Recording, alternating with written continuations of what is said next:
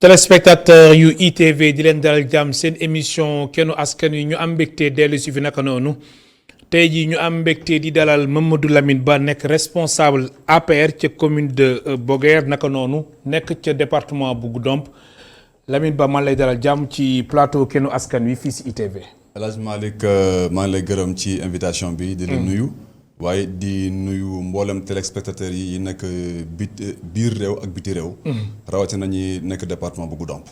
am na solo alors ñu fas yéene waxtaanee lépp lu jëm ci wàllum élection locale yi gis nañ jamono ji sax député yi ñu ngi assemblée nationale ngir saytu bu baax a baax projet de loi numéro 05 2021 jëm ci report des élections territoriales et prorogation du mandat des conseils départementaux et municipaux loolu sax daan ci ñëw ci kanam tuuti nag gis nañ juriste bii di docteur Yaya Niang moom tamit indi na si benn taxaw seetlu sànq loolu daañ ko faram-fàcce alors report élection locale yi jur si opposition bi ñu gis ni taxawaay gu xamante ni am na ko si ba waa FRN di Front de Résistance Nationale ñoom ñu gedd dakkal li ni mel jusqu'à nouvel ordre commission politique bi nga xamante ne si la nekkoon si dialogue bi loolu nan nga koy analyser d'abord.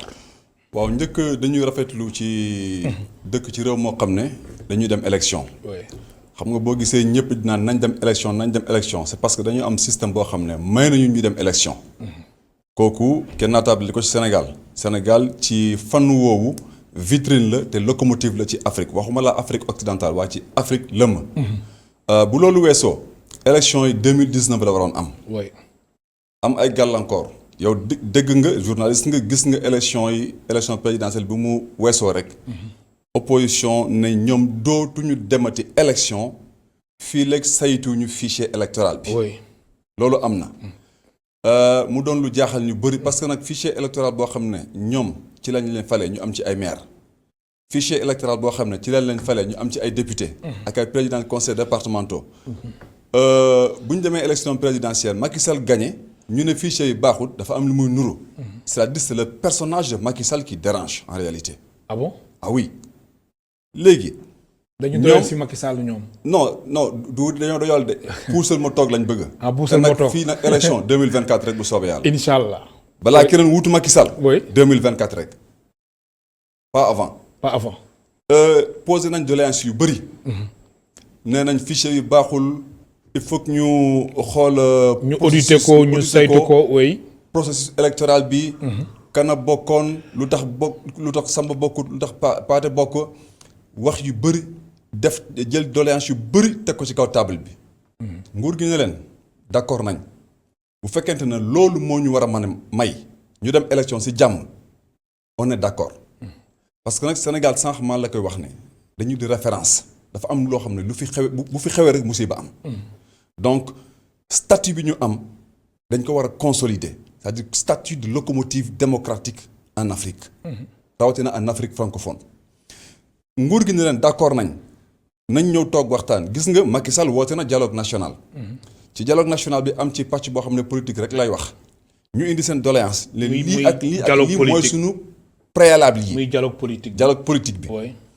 seen préalable yooyu ñu ne fii léegi amuñu ci satisfaction du ñu dem élection. te ci préalable yooyu parce que bi ñu waxee waxu audit fichier électoral ak. processus électoral bi évaluer ko c'était possible de le faire au Sénégal ñu ne déedéet du fi amee il faut que ñu am ay auditeurs indépendants yoo xam ne c'est des auditeurs internationaux. ngi indi ay experts. étrangers. ñu ne leen d'accord amul benn muskila mais ñooñu bu ñu fiy ñëw du ñu dox ñëw Sénégal bu ñu ñëwee foo ñu am fu ñu dal. fu ñu jël leen en charge. xaalis boobu il fallait régler ça.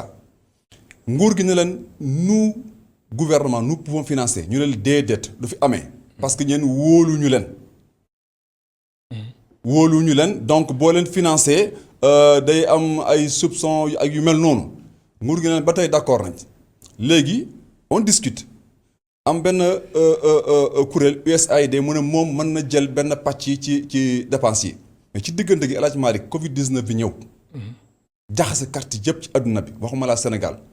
réew yu tugal yi nga xam ne ñoo ñu ëpp alal téeméeri yoon wala junni yoon yow gis nga gàllankoor lu mu leen jural ci wàllu koom-koom kooku il fallait que ma am arbitrage.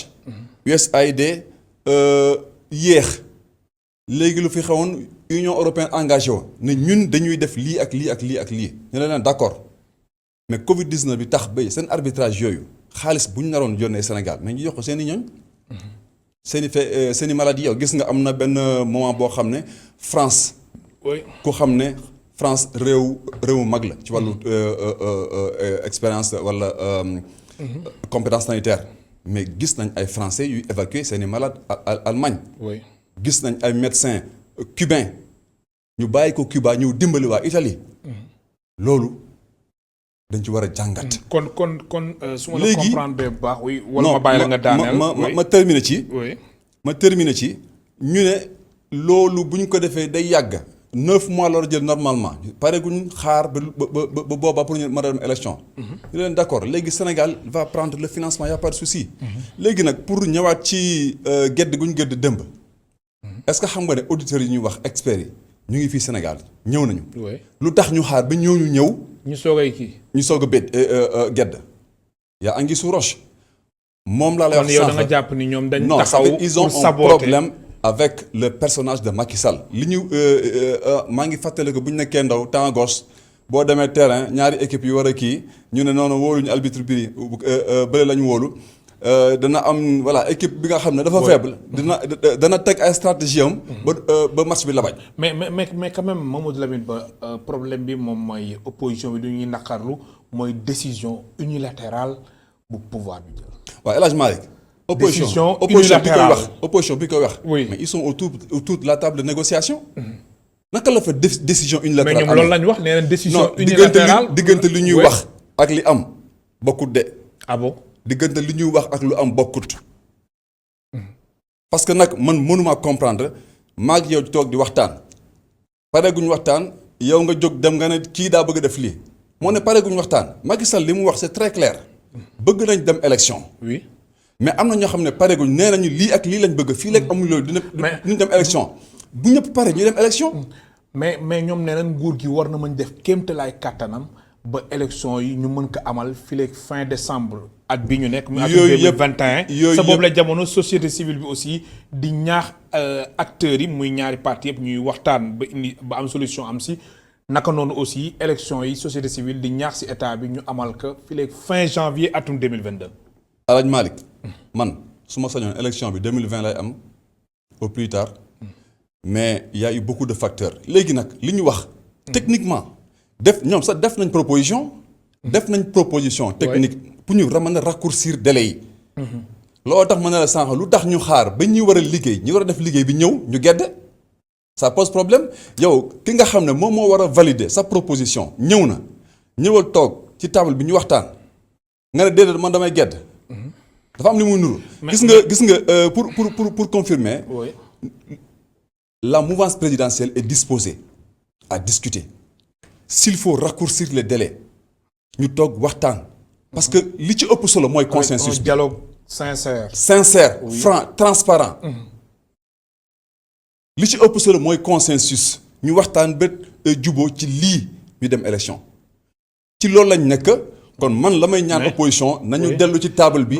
ñu waxtaan ñi ñu war a atte ñu war a arbitrer ñëw nañu nañ dellu ci table bi toog ñu waxtaan. mais Mamadou Lamine Ba d'accord nga ak man que ni lii dafay chambouler calendrier bi. malheureusement dafay chambouler ña xamoon nañ ni. non calendrier bi kenn ko chambouler 2019 la woon. je suis d'accord avec toi 2022 la ñu waroon amal élection la ñu war a amal élection législative yi 2024 ñu amal élection présidentielle bi mais ak lu ñuy reporter élection locale yi mbir mi dafa jaxasoo. te day jaxasoo waaw foo mu jaxasoo xam nga lu tax. te même sax couplage élection mën na si am. législative ak présidentielle. mën na ci am. oui loolu experts dinañ ci. liggéey mais loolu est-ce que du arranger pouvoir bi tamit. non du arranger kenn xam nga lu tax. lu tax gis nga du arranger kenn gis nga élection compétition la. compétition dañ koy waajal. opposition bi bëgg dem élection fu mu toll nii ñu ngi waajal. mais tamit respect calendrier électoral bi dafa am solo. loolu nangul naa la ko. nangul naa la ko calendrier électoral bi dañ ko war a respecter responsabilité bi dañ koy partager. ah bon ah oui. donc du si pouvoir bi rek. non du tout nee naa la opposition ñoo bëgg a xëpp kaane ci mbir mi. ñuy naan bëgg nañ dem élection bëgg nañ élection donc cere gi dañ si bëgg sotti suuf. du suuf kese de. Ah bon? Suuf ak kaane ak meew jaxase ko kooku kan mën koo lekk góor gi ah gis nga responsabilité yi c'est partagé. Pouvoir bëgg na dem élection. Opposition bëgg na dem élection. Société civile bëgg naa gunge ñëpp. Mais population sénégalaise ñoo gën a yàkkamti dem élection. Mais opposition si l'opposition prend en otage les. mais report élection locale yi. est-ce que du nguur gi lay gën a arrangé. ndax xam nga calendrier bi ñëpp xam na ni. dafa bouleversé wu. mën nañ coupler législative ak présidentielle. législative bi waroon am atum 2022. non loolu man mën ma ci man ma ci ak présidentielle. loolu man ma ci wax man li ma mën a jàpp mooy. oui présidentielle 2024. Je ne vois pas comment est-ce qu'on peut rapprocher la présidentielle en 2022 mënul nekk. non mais législative laa wax. législative c'est possible. c'est possible. c'est possible waaw législative bi ñu yóbbu ko 2024. man proposition moom may def man. couplage élection boobu est-ce que du pouvoir bi lay arrangé. déet xam nga lu tax ñëpp lay arrangé. loolu opposition bi seen xel def ñëpp si lay tey arrangé déjà. xaaral ma wax la. oui ñëpp lay arrangé xam nga lu tax. si naka. Déjà sur le plan économique. on va épargner beaucoup d'argent. Sur le plan financier on va épargner beaucoup d'argent ma jox la benn exemple rek man sama xalaat laa lay wax. mais teewul ba tey xaalis bu ñu waroon def nañuy def. nan la ñuy épargner. d'accord xam nga bu dee par exemple dañuy def ñaari élection yoo xam ne. élection yu séparé daal yu séparé. budget boobu ak élection bu ñu couplé bokkut. ma jox la ci benn sama xalaat man. dama ci expert bon experts yi ñoo xam naa ñoom ñooy war a mën a wax sénégalais li ci gën a leer. man la may proposer par exemple ñu profité ci local yi defaale élection législative. ci local c'est-à-dire une semaine après l'élection locale les élections locales li ñu ciy profité surtout sur le plan logistique. bulletin de vote yi lépp lu xeetoo ak matériel ñu livrer ko benn yoon. ñu évacuer local yi une semaine après. Le matériel est déjà en place. Les équipes sont en place. on va aux élections législatives. mais le problème sama xalaatu bopp la. mais xam nga Mamadou Lamine Ba. loolu aussi suñ ko defee mooy mën nañu wax ni daanaka du ñu liggéey. ah kay maanaam dañuy nekk ci ay élections rek. moo tax dañuy nekk ci ay élections rek du ñu liggéey moo tax ñu war koo coupler. parce que yow la ngay proposer ñu coupler locales yi ak législatives yi. loolu laay proposer man. locales yi ak législatives. parce que loolu bu ñu ko defee en 2022 on évacue toutes les élections. fii léegi 2024 amatuñu beneen élection ñu avancé. man li laa proposé comme solution. bon man sama xalaat moom mooy sama solution. maintenant il y a des gens qui sont plus habilités à moi que voilà. de proposer ou bien de valider ça. mais est-ce que état bi warul def tamit effort ba élection locale yi ñu mën ko amal comme nu ko opposition bi bëggee au plus tard fin décembre 2021 wala nu ko société civile bi bëggee fin janvier 2022. est-ce que état bi warul def ay jéego. Alaaji Malick li mel mën a sotti. Alaaji Malick. ñu jàll ci leneen. du état bi moo teree dem élection. oui. opposition buy xëy bés bu ne indi doléance bu bees. bëgg ñu satisfaire ko balaa ñoo dem ci élection yi. kon mbir mi ci ñoom la tagee. non am nañ ci responsabilité. la responsabilité elle est partagée loolu laa la wax sànq. oui. léegi nag man je suis d'accord qu'on aille aux élections en 2021 man d'accord naa ci xam nga lu tax. en 2021 cette année. man d'accord naa ci. ban local yi. local yi waaw. oui. xam nga lu tax. lu tax. am na ay population sénégalaise ci communes yi ñoo xam ne dañoo doyal ci seeni maire. sëkk. ay maire yu dañoo bëgg takkale ko ak ñooñu. maire yu nekk ci pouvoir bi ak ñu nekk ci opposition bi wala particulièrement ñu nekk ci pouvoir bi. non pas ñu nekk ñëpp la. ñëpp kon am na ay maire yu nekk ci pouvoir bi yi nga xamante ni. mais bien sûr askan kontaanuñ si ñooñu bu APR juumee ba defaat leen candidat mooy duñu mëkk suuf. ah bon. kooku maa la ko wax te bëri nañ falee ba léegi am na lu ñu def seen commune. ñaareel bi mooy am na ay maire yu liggéey. ku mel ni par exemple maire bu Dabo Idrissa Balde maa ngi koy nuyu. ku mel ni maire bu Jembereñ. Tombonge maa ngi koy nuyu. maire bu Sandiara xaw ma ko damaa dégg seen tour gis li ñuy liggéey. léegi am na maire yoo xamante ni ñoom si boobu la jamono. am na ñoo maire yoo xam ne gis nga. gis nga lu ñuy def ñoom lu ñuy def. gis nga élagement yi luubal suuf bi ngay dégg nii. oui du lenn lu mooy maire yoo xam ne xam nañ ne leer na leen ne bés bu élection amee ñoom dañuy dem ñu di profité di jaay suuf gauche droite di jaxase population yi ñoom ñooy def yooyu moo tax sénégalais yi électorat sénégalais ñoo gën a yàkkamti pouvoir ak opposition pour dem élection. kon yow si waxtu bi am na si ay maires yi nga xamante ne ñu ngi si parti au pouvoir rafetlu woo benn yoon seen liggéey. mais bien sûr non du te defuñu dara si seen commune wala population seen administré ñoo leen mere dañu doyal ci ñoom. seen administré yi ñoo doyal ci ñoom. boo nekkee maire. mais nga sànq toog 1 mois 2 mois 3 mois 4 mois. gisuñu la mais léegi xam nga da nga fi cité ay maire yi nga xamante ni. ñoom ñu ñuy ngi def liggéey. ay jéego. macha allah mais yan maire nga jàpp ni ñoom liggéeyuñu. non wala seen askan. kontaanuñu si non ñoom. du ma leen tudd xam nga lu tax. lu tax. parce que bugguma personnel de débat bi wala ñu ne kii. mais yaa fi tudd ay maire yu liggéey. bien sûr gis nga exemple bu baax dañ koy joxe. exemple bu baax dañ koy joxe. exemple bu bon kenn du ko joxe da nga koy sànni mbalit. mais loolu liggéey boobu dama koy bàyyi seen askan seen i administré. bu élection jotee ñu remercier leen tranquillement ñu dem. kon yow loolu moo tax aussi nga yàqamti ñu dem ci élection ñoon jugee fi. mais bien sûr parce que fu fekkente ne man population yi. ñoo tax ma sóobu ci politique. oui foo ma déglu leen. ma dégg leen. recueillir seen doléance mais loolu politicien bu ci taxawut nga liggéey ci amul lenn looy def ci langue politique bi. képp ku engagé politique population ñu la tax a jóg. bu fekkente ne da ngaa dëggu ci li ngay def. bu fekkente ne da ngaa dëggu ci li ngay wax. ñooñu foo nga déglu leen seen doléance yi lii laay dégg ci réew mi damay déglu damay seetaan damay jàng. am ay xarit yu bari ci réew mi di waxtaan ak ñoom Facebook WhatsApp Twitter. téléphone dégg nga. dafa am ñoo xam ne wax dëgg yàlla ñu ngi def seen liggéey. franchement ñooñu ils sont à féliciter. mais léegi nag ñi deful seen liggéey xam nañ seen bopp. bu élection yi demee ñu dem noppalu. ma fàttali suñu mbokk téléspectateurs yi ñu ngi dalal Mamadou Lamine Ba nekk responsable APR Alliance pour la République commune de Baguère département de Goudomp mu ngeen participer ci émission bi soo leen wootee ci 88 628 74 74. 88 628 74 74 ca boobu la waxtu moo Lamine Ba ñu gis ay guerre de positionnement ci biir parti Alliance pour la République. yaa ngi bëgg a yëkkati wax de waaye baax na ba tey ñëwal rek. kon wax laa bëgg a yëkkati mais loolu moo am.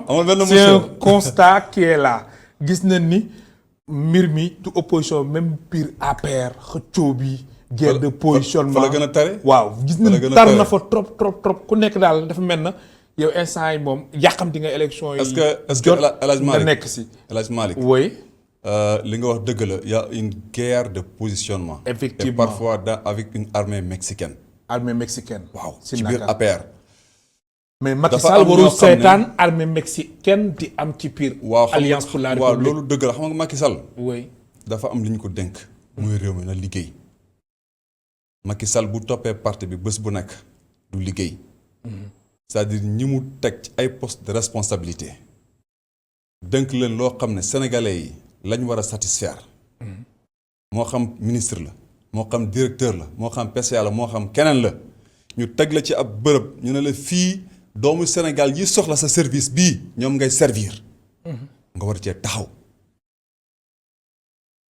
ñooñu nag buñ déserté loolu defuñ ko wala ñu yaakaar ne fitnaal seeni askan moo leen ci génne wala ñu jël Macky Sall seppi ko teg fële est-ce que xam nga ne am na ñoo xam ne pare nañ ci Macky Sall.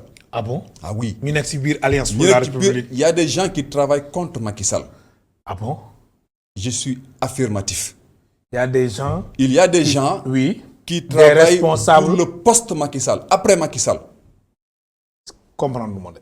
ñoom dañ am ambition. négal ma wax la fekkee dañ am non négal ma wax la du ambition de. non fekkee dañ am ambition loolu kenn terewu ko quand même Mamadou Lamine Ba. non dafa am ñoo xam ne. lan la am ambition ala kulli xaal terewuñu ko. oui constitution moo may mboolem kuy doomu Sénégal boo amee âge bi. nga remplir critères yi. oui moo xam yow la moo xam man la. bien sûr bu la neexee nga présenté wu nga ne leen lii mooy sama programme sénégalais ne la waaw dënk nañ la réew mi wala déet wóoluñu la. oui léegi nag li fi am mooy lan Macky Sall dafa baax boo xam ne xam naa mbaax moom moo koy sonal tey. dafa am benn groupe restreint bu ko wër 30-40 personnes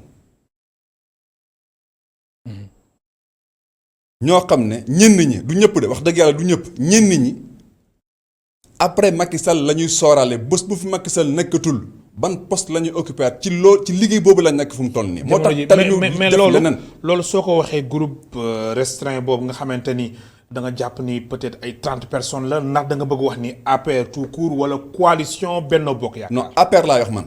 APR ngay wax APR laay wax. oui. même coalition bokk na ci. parce que nag am na groupe bi ma lay wax. oui depuis 2012 ñu ngi fii. il faut que Macky Sall coalition Benno Bokk Yaakaar ñu ngi ci biir. il faut que Macky Sall renouvelle le personnel politique à ses côtés. gis nga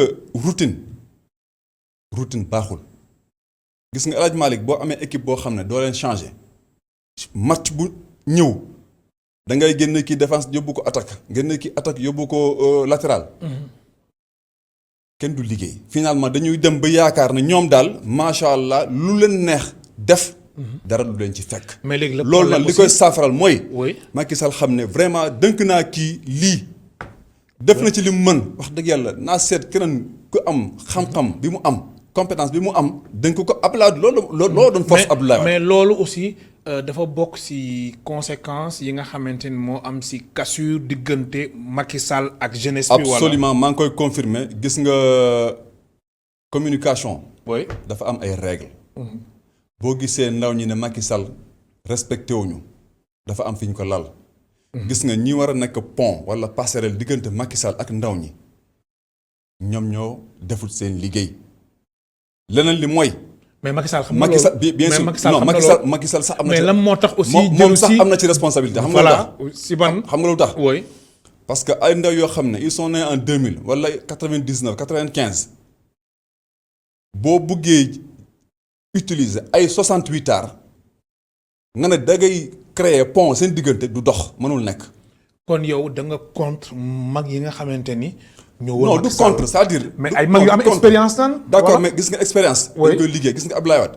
wala ñoom dañ war a abal gis nga Abdoulaye Wade. oui bi muy fal Modou Diagne Fada ak le ministre Aliou Sow maa leen di ñoom ñaar yëpp.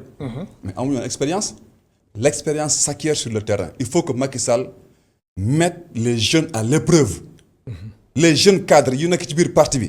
il faut mu jox leen ay responsabilités ñu am expérience parce que nag. jàng ba xam. ñu lijaasal la nga war a mën a liggéeyal sa réew. ñu jël la teg la ci pegg jël ñeneen ñoo xam ne gaa ñu ngi jéem.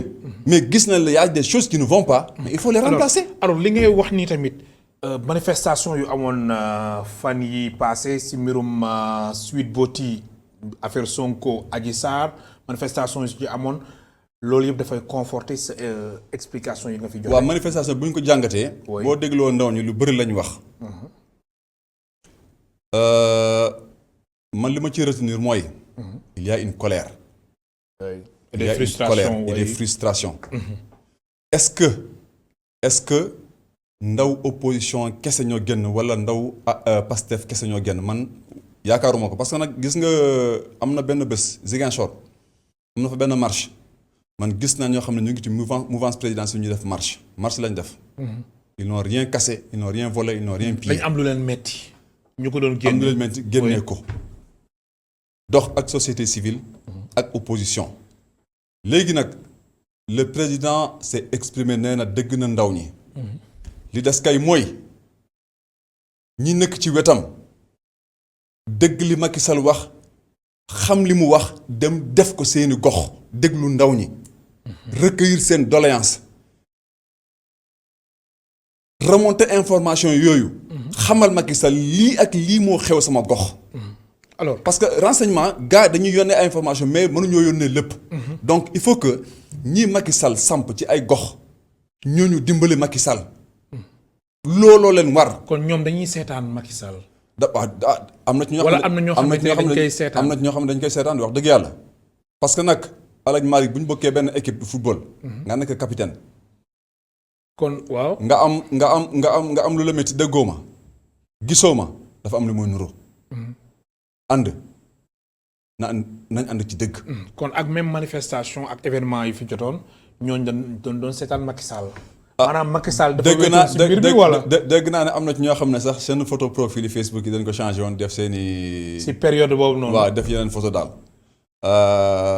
bon c'est un choix mais est-ce que tamit seen kaaraange nañ doon jéem a sàmm wala moo tax. mën naa nekk. oui mën naa nekk mais gis nga li ci ëppoon solo mooy. déglu ndaw ñi. gën wax ak ndaw ñi. dalal leen ne leen déglu nañ leen dégg nañ leen. am nañ yaakaar ne seen kaddu gi. danañ ko saaf wala ba seeni ñaxtu yi danañ ko saafaral kat jeunes yi loolu lañ soxla du wut dem Tambacounda wala feneen di woote ay mobilisation c'est pas ce que Macky Sall a demandé. Ce que Macky Sall a demandé c'est d'accompagner les jeunes. Oui. Ce n'est pas de bander des muscles. waaw alors après manifestation yi coow li bëri na boobu ba léegi nit ñaa ngi xaar da nga bokk tamit si ñu gëm ni Macky Sall dafa war a indi ay coppite d'abord ci gouvernement bi d'abord aussi si entourage am. absolument exemple bi ma ciy jox. te mu simple. yàlla moo yónnee ab yónnant mission bi jeex mu yónnee at beneen. yónnee at beneen. lim nañ leen téeméeri ak ñaari fukki ak ñeenti junni. gannaaw yàlla moo def loolu. Macky Sall na xoolaat entourage am xam ne kii il a atteint ses limites. c'est pas qu'ils ne sont pas compétents mais am na fooy toll dootoo mën a defati dara. routine bi moo baaxul ci wetu Macky Sall il faut que mu renouveler le personnel politique. mu may chance bi jeunes yi. mu projeté jeunes yi. am na ay jeunes yu xarañ yu nekk ci parti bi. nekk ci coalition bi ñooñu boo leen joxee tey responsabilité ñu liggéeyal la tegal la liggéey bu set wecc tegal la ko ci table. te yow tamit yaa ngi xaar loolu si Macky Sall. bon. bu responsabiliser la doomu Sénégal la. oui maa ngi ci parti bi. am na li ma yàlla dënk ci ab compétence. si je suis appelé à mettre ma compétence à contribution je suis disposé à travailler c'est parce que c'est mon pays. waaw mais bëri naa ci ay morom nag. mais dans ce cas aussi su la doon jox ay responsabilités peut-être aussi soo nekkoon guddoom dina la arranger wala.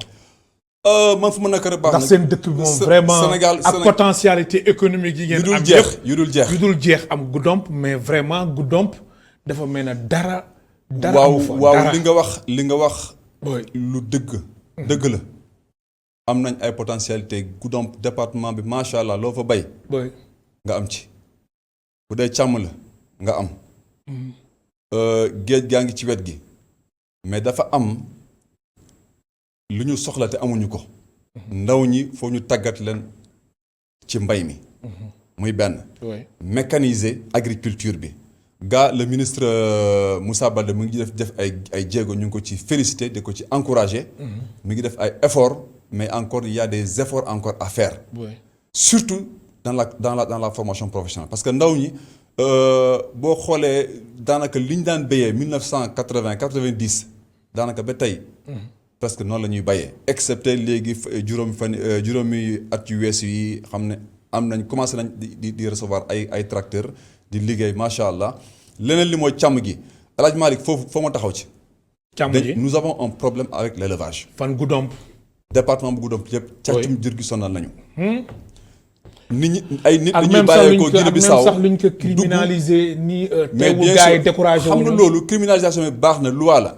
mais foog nga jàpp ki ngay tey ki ngay comment ça ki ngay atte. kii sàcc boo ko bëggee tëj da nga koy jàpp. mais bu fekkente ne kooku day ñëw.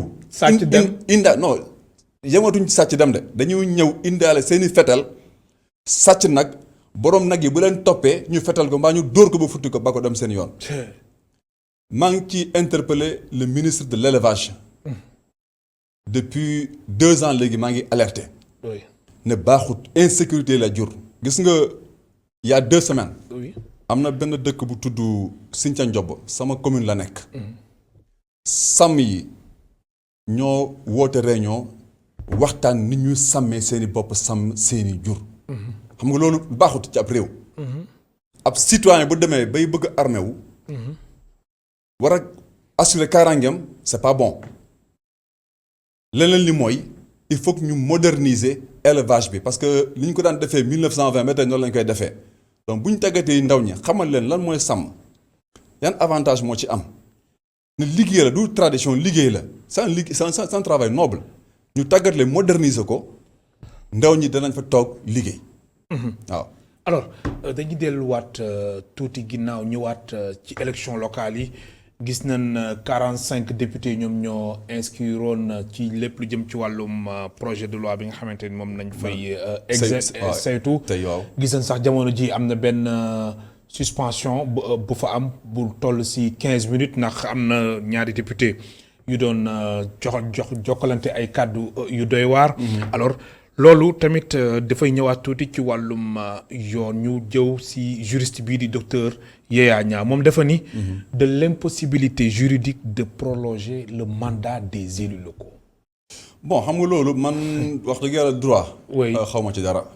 léegi nag dañuy ñaawlu kaddu yu jub foofu te yu kaddu yu ñaaw parce que nag. ab doomu Sénégal bu ñu la yebalee. ci pencum daam réew mi. nga war a fa taxawal askan wi. war a leen liggéeyal ngay dem foofu di saagante wax dëgg yàlla man duma ko rafetlu. léegi-léegi nag xol yi jóg kii bëgg lii kële bëgg laa ñu xëccoo voilà. am ku mer wax loo xam ne war koon wax waaye rafetut duñ ko mën a rafetlu. juste juristes yi ñoom ñoo war a mën a éclairer askanu Sénégal. waaw ndax kii mais kii wax ni juriste la moom nee na ak dogal yi ñu fa mënti jël yëpp du am base légale. bon man loolu man ma ko weddi man ma ko déggal xam nga lu tax. li ma la wax sànq mooy man xaw ma ci lenn. xaw ma ci. juste wax dëgg yàlla sur ce plan là. da nga bëgg baal léegi ci lu mu tudd ñi nga xamante ne seen xam-xam dafa màcc ci wàllum yoon. ñu waxtaan seen i biir parce que nag juriste droit dafa sew. waaw léeg-léeg dafa am ay interprétation justement léeg-léeg kii wax lii kële taxaw ni déedéet li mu wax amut. man la ma wax moo am kon ñoomi neen déggoowuñu ci seen interprétation parce que naa ko ku mel ni man boo xam ne jànguma droit. alors. APR Alliance pour la République. comme ni ñu ko waxee sànq guerre de positionnement am si nga ni am na si ñoo xamante ni ñu ngi fii di xeex APR. mais bien sûr sànq bàyyi ma la woon sax nga développé bu baax loolu la nga bëgg wax foofu. la ma ci wax mooy. maanaam ñoom ñoo dañ yàqamti parti bi. yàqamti parti bi tas. parti bi tas. ñu reconstitué wu ñoom i neen. mais tamit est-ce que du mandat bi lu muy jeex 2024. waaw mais d'accord xam nga même fekkee ñoom aussi dañuy xool ëllëgu parti bi. d'accord mais même su fekkee ne mandat bi day jeex gis nga lu ëpp solo du mandat bi. du lan la. xam nga lu ëpp solo. dénk lañ leen liggéey. pour Sénégal loolu lañ war a dox. du wut préparer seeni ambition après 2024. kooku boo ko bëggee da ngay am fit démissionner nga ne président Yewwi ma nga dem defi sa. nga dem liggéey sa ambition. mais nga nekk ci système bi ci administration wala ci poste ministériel wala ci leneen liggéey bi la dénk nga négliger ko di galgal Macky Sall loolu laa d'accord. c'est pas sérieux. il faut qu'ils aient le courage. oui. de leurs ambitions. mais loolu président Macky Sall day mi liggéey xam na ko. xam na ko mais lu tax mu bàyyi leen fa ba tey. xam nga nag décision lu tax jëlul ay responsabilités. xam nga am na ay décisions yoo xam ne. oui kenn du ko jël ci. comment ça s'appelle encore ci xat-xat nii. da ngay xalaat. wala day seetaan ba ci kanam da ngay jàngat da ngay analyser. parce que nag gis nga équipe football sa boo ko yoree du da ngay xëy rek def lii. wala supporters yi nee nañ lii nga def lii déedéet. rawatina ab réew. am na benn borom xam-xam bi may faral di. fàttali léeg-léeg mu ne ma booy sàmm nag wala xar mbaa béy li ci gën a bëri wenn yat doy na la wenn yat rek doy na la. boo koy gétee ñu xam foo jëm waaye gis nga booy sàmm ay doomi aadama da ngay léeg-léeg gis kenn rek koo xam ne ñaari yat wala ñetti yat la yeyoo. rawatina nag ci langue politique boo xam ne voilà nit ñi ils sont ce qu'ils sont c'est pas qu'ils sont mauvais mais léeg-léeg diggante li may fësal. ak li na ci man léeg-léeg du bokk. loolu doomi aadama moo bindoo noonu. effectivement voilà. alors ba tey ci wàllum APR Alliance pour la République des fois ñu dégg ay kàddu yu ñagas xamante ni entre responsables des fois aussi ñu dégg ay kàddu yoo xamante ne nga xam ne ñii ils sont arrogants. bon man duma ko tuddee arrogance c'est un mot que je pense qu'il est un peu pesant. mais nag des fois am na si ñoo xamante ni seen ay comportement da nga xam ne lii vraiment rafetul. parce que nag am na loo xam ne boo ko defee. te nga toll. ci benn poste de responsabilité benn station au niveau national. du wut sax tour Macky Sall nga yàq tour Sénégal nga yàq. parce que li ñuy wax la plupart du temps c'est rapporté par des médias internationaux. les diplomates dañuy def seeni câble yónnee. li fi xew dañuy bind yónnee comme ni suñu ambassadeur bu nekk Paris di bindee di yónni Sénégal. bien sûr lépp lu xeetoo ak luy ñaawal deru Sénégal rafetut man duma ko rafetlu dama koy condamner. moo xam ki nekk opposition la moo xam ki nekk pouvoir la moo xam ki nekk keneen la ku munta doon lu ñaaw moom lu ñaaw la. kenn mën koo rafetlu. léegi nag langue politique itam dafa am nu mu bindoo nit ñi bon léeg-léeg. on ne peut pas entrer dans les détails. Oui. mais mi ngi noonu daal. waaw li ci ëpp solo mooy. man su ma génnee sama kër man xam naa man. sama jëmmi bopp. saa yu ma génnee sama kër damay naan sama bopp yow ambassadeur kër gi nga. sama ambassadeur kër laa sama ambassadeur sëriñ laa sama ambassadeur réew laa. kon loolu dañuy am solo nit ki lépp looy def mbaa lépp looy wax nga bàyyi ci xel xam ne la ngay wax sa gémmiñ la génn gaa waaye sa waa kër mën nañ ci loru. alors jamono ji tiitoo leen si recomposition politique bi nga xamante ni moom nañ nemmeeku ci opposition bi gis nañ ñoom ñu ngi demlante di jéem a xool ñuy defaroo seen biir gis nañ fi ay lu mu tudd sax ku si mel ni Déthié Fall moom génn réew mi fas yéene créer partem Abdourahmane Diouf moom tamit génnoon na réew mi moom tamit mu ngi si yoon bi di xool tamit nan lay taxawee ci wàllum politique gis nañ aussi Ousmane Sonko gis nañ aussi lu si mel ni Khalifa Sall ak ñeneen parti yi ñoom ñu ngi demlante di xool nan nay jàmmaarloowee ak APR. waaw loolu lu baax la. wala lu baax la coalition Benno Bokk Yaakaar mënuñoo tiital. impossible. ñu ngi defaru de. ma wax la lenn te Karim Wade tamit moom xam naa moom tamit muy defaru bi ngay wax. oui. defaru bi ngay wax ku ne day seet ni muy gàllankooree moromam loolu moo am boo bëggee dégg-dëgg. boo bëggee dégg-dëgg ku ne di jàngat moromam xam fan la koy jaarale piégé ko. mbir mi loolu la. léegi nag ñun ñu ngi préparé wu parce que gis nga APR élection yi fi am yëpp 2012 à 2019 bu dee 100 élections la l'APR a gagné au moins les 85%. Sunu stratégie ñu laaloon 2012 ñu laal leen 2014 laal stratégie yooyu 2019 stratégie yooyu la ñu renouveler waat contextualiser ko gagné élection locale yi bu ñu demee ci législative yi on remporte la victoire. léegi 2024 kii maa la ko wax. léegi 2024. 2024 allahu alam parce que xamaguñu kan mooy candidat. loolu bu ñu xamee kan mooy candidat ba tey on va voir ce qui va se passer. waaw kooku yegguñu ngi. kon daal yéen opposition bi ñoom seen. non mënuñu tiital kër yëpp tiital leen. non mais quand même daal reconnaître. waaw xam nga opposition bi ñu fi nekk am nañ doole.